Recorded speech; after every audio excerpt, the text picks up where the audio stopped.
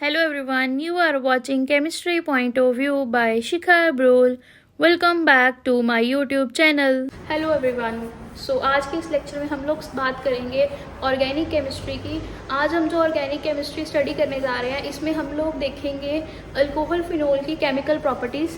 ये चीज़ें आप लोगों ने ग्रेजुएशन में कवर कर रहे हो, इससे पहले आप लोगों ने +1 +2 में भी पढ़ी हुई हैं। स्पेशली +2 क्लास में अल्कोहल फिनोल का एक चैप्टर है पूरा, अल्कोहल फिनोल ईथर्स, उसमें भी ये चीज़ रिपीट होती है और यही सेम रिएक्शंस मास्टर्स में भी आएंगे। तो ये अगर आप +1 के स्टूडेंट हो, +2 के स्टूडेंट हो, इवन ग्रेजुएशन के हो या मास्टर्स के हो, ये रिएक्शंस आपके सिलेबस में किसी ना किसी टॉपिक में होंगे। इवन ये रिएक्शंस जो हैं, ये जो बी फार्मेसी कर रहे हैं बच्चे, उनके सिलेबस में भी ये केमिस्ट्री के पोर्शन में पार्ट होता है। तो अब हम स्टार्ट करते हैं हमारा सेक्शन अल्कोहल फिनोल्स। सबसे पहले अगर आप ध्यान से देखो, अल्कोहल और फिनोल में हमारे पास कॉमन चीज़ क्या है? अगर मैं बात करूँ अल्कोहल की तो हमारे पास ये कौन सा ग्रुप होता है? Alkyl group. और अगर हम बात करें फिनोल्स की तब हमारे पास होता है अराइल ग्रुप।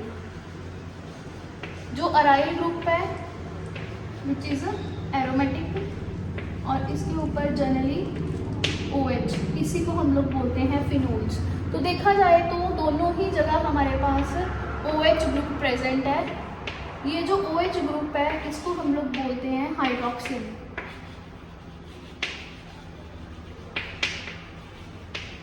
ग्रुप।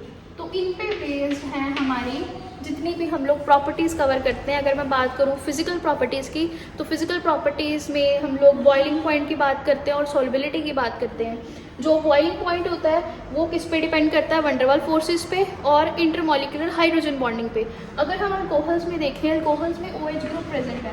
कोई भी एग्जांपल ले लो, ROH लेते हो तो यहाँ पे जो OH ग्रुप के ऑक्सीजन है ये इलेक्ट्रोनेगेटिव है और ये ऑक्सीजन अगले वाले ROH के ऑक्सीजन के साथ हाइड्रोजन बॉन्डिंग बना सकती है। इसको अगर हम सिंपली शो करें तो हम लोग ऐसे भी रिप्रेजेंट कर सकते हैं कि हमारे पास ये जो ऑक्सीजन है ये हाइड्रोजन बॉन्डिंग बना रही है नेक्स्ट वाले ROH के ग्रुप के साथ। तो ये एक extra factor, additional factor add हो रहा है जिसके कारण जो अल्कोहल्स हैं उनका जो बॉइलिंग पॉइंट है अपने रिस्पेक्टिव जो हाइड्रोकार्बन है उनसे हमेशा ज़्यादा होता है।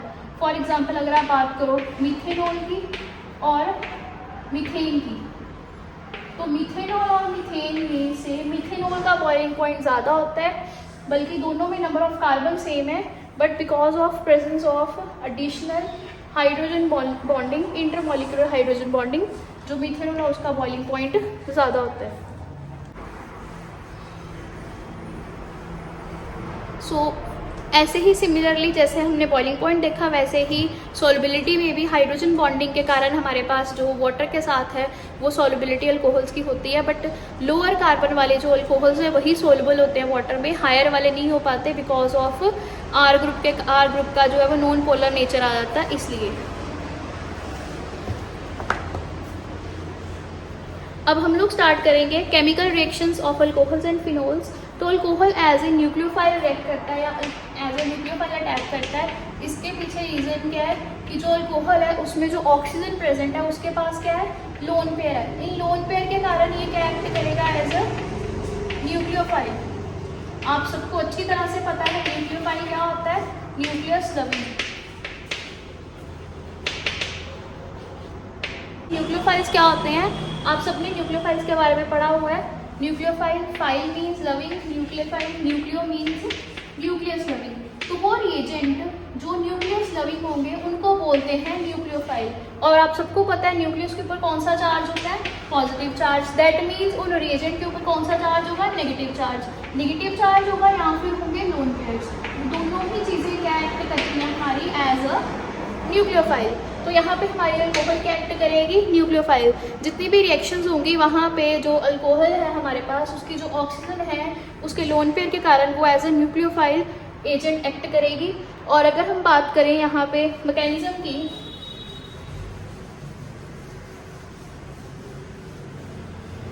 तो हमारे पास क्या है?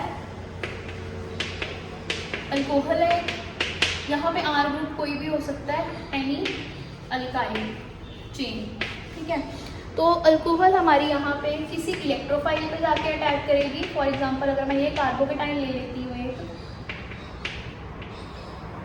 तो कार्बन यहाँ पे डेफिशिएंट होगा, इस डेफिशिएंट कार्बन पे अटैक करेगी ऑक्सीजन के जो लोन पेयर्स हैं वो। इस कार्बन के पास ऑलरेडी 3 बॉन्ड थे, एक पॉजिटिव चार्ज था तो वो डेफिशिएंट था, मीन्स ये इलेक्ट्रोफाइल था और ये न्यूक्लियोफाइल है। तो जब ये बॉन्ड इधर जाएगा, दैट मीन्स ऑक्सीजन कार्बन के साथ बॉन्ड बनाएगी, तो हमारे पास जो प्रोडक्ट बनेगा उसमें क्या होगा, ROH, और ऑक्सीजन का एक लोन पेयर बॉन्ड बनाने में यूज हो गया और इसलिए इस पे आ गया पॉजिटिव चार्ज।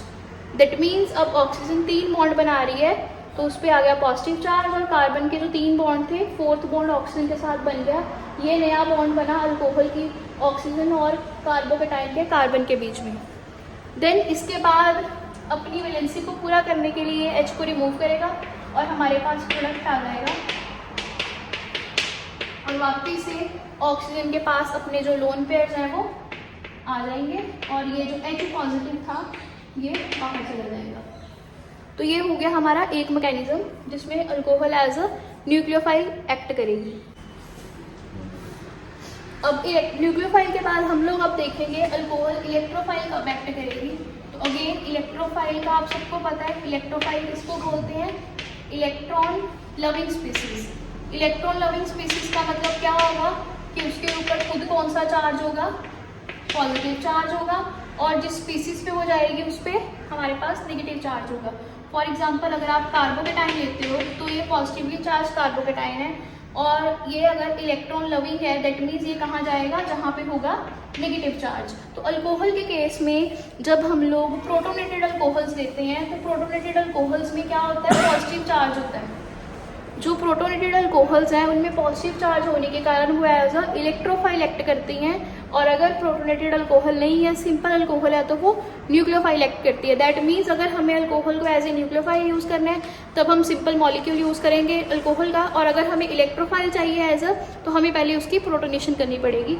जैसे फॉर एग्जाम्पल हमारे पास एक ये अल्कोहल है, इसमें जो ऑक्सीजन है इसमें H पॉजिटिव अगर ऐड करेंगे तो हमारे पास प्रोटोनेशन होगी किसकी, इस ऑक्सीजन की, क्योंकि इसके अलावा इस H पॉजिटिव के पास और कहीं पे जाने की कोई जो है पोजीशन वो नहीं है, कोई अवेलेबिलिटी नहीं है। इसके कारण जो हमारे पास ऑक्सीजन के लोन पेयर थे उन्हीं पे जाके बॉन्ड बनाएगा H पॉजिटिव, और ये हमारे पास बन गया प्रोटोनेटेड अल्कोहल। इसको आप ऐसे भी लिख सकते हो, और बुक्स में आप लोग देखोगे कुछ इस तरह से दिया होता है। तो दोनों चीज़ें सिमिलर हैं। ऑक्सीजन जो है वो 3 बॉन्ड बना रहा है, जब भी ऑक्सीजन 3 बॉन्ड बनाएगा तो उसके ऊपर आएगा पॉजिटिव चार्ज, तो वो एज ए इलेक्ट्रोफाइल एक्ट करेगा। अब इस इलेक्ट्रोफाइल के ऊपर न्यूक्लियोफाइल एक्ट करेगा,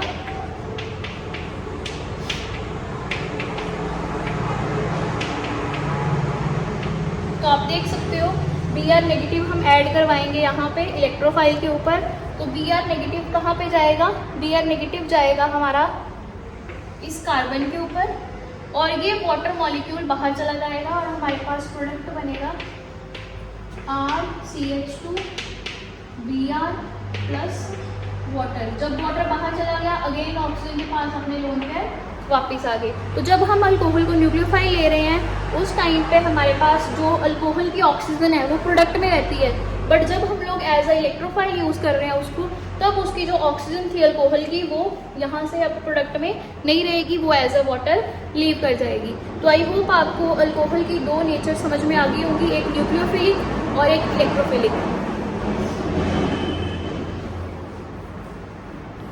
अगले लेक्चर में हम इसकी रिएक्शंस करेंगे, तब तक आप इस दोनों मैकेनिज्म को देखो, क्योंकि मैकेनिज्म्स जो हैं एक मैकेनिज्म तो प्रोटोनेशन वाला सेम रहेगा। नेक्स्ट हम नेक्स्ट लेक्चर में कवर करेंगे। Till then revise this. Thank you.